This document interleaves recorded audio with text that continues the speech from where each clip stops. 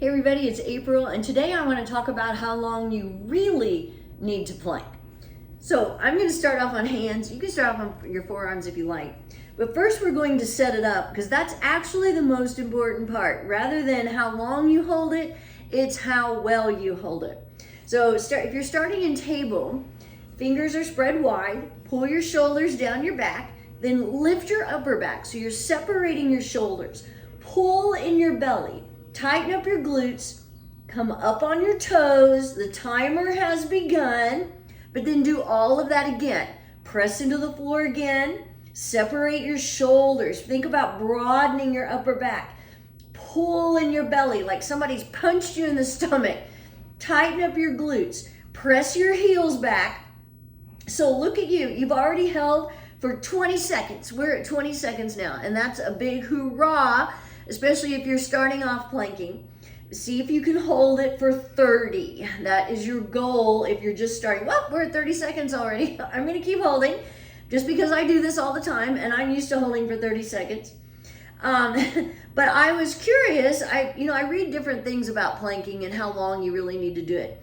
And I definitely don't want to discourage anyone from planking by making them think, oh, I can't hold it for 5 minutes, so there's no point in me trying to plank, when that's really not your goal. You might make it your goal to plank for 5 minutes, and great if you do. We're at 1 minute, by the way. But what you really want to do is make it your goal to hold a good, strong plank where your body is a nice, long line. Everything is engaged, so you have to think about it. If you're hanging out in plank and not focusing on what you're doing, chances are it's not a good plank. I read, when I Googled how long should you hold plank, I saw one article about it was talking about how if you're holding it for a minute, you're probably doing it wrong. And I thought, I know what they mean, because the longer you hold it, the more things start to fall apart, and you get kind of lazy with your plank, and you're not holding your belly in like you should. You're not tightening up your glutes like you should. Maybe you're letting your shoulder blades come together.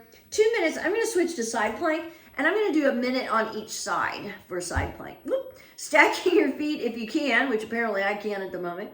You can step your right foot in front of you. That also helps with balance, because this is a balancing act when you're doing your side plank. Actively press that bottom hand into the floor. Lift your hips up toward the ceiling. Remember, in side plank, you're really working on your side body. So think about side, side. I guess that makes sense. Press your bottom foot toward the floor, because you don't want to collapse into your bottom ankle bone. And then just keep reaching and lifting. You're doing a lot of work while you're in side plank. This is also considered an arm balance. So back to how long you should hold. I read one article where it said you should hold for 10 seconds and do it several times a day. And that is one way you could do it. I am not saying that is wrong by any means. But I would point out that, remember when we set up our plank, and then I'm switching sides, we're at 3 minutes, by the way. And when we were setting up and then we did it again, we were already at 20 seconds just from setting it up and then making sure you had good form.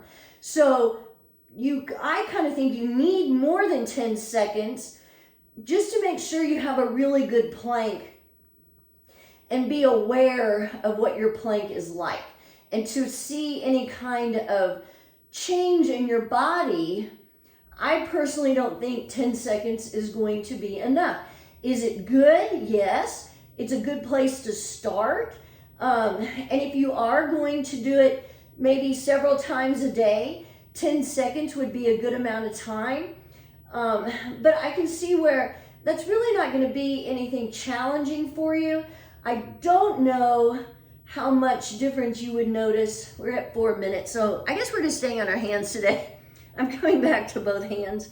But since I'm coming back to my plank, see, right now I can feel that my hips are up a little too high.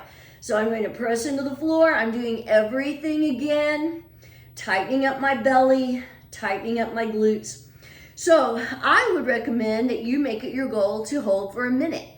And it might take you a couple weeks. week, so what?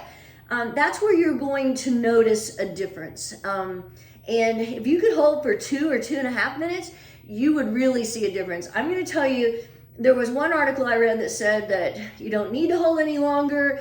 5 minutes is just silly, and it may be, I don't know. But I will tell you that I noticed a difference, huge difference in my body when I worked up to 5-minute planks and then kept doing them. I noticed a huge difference in my arms, my abs, my lower back.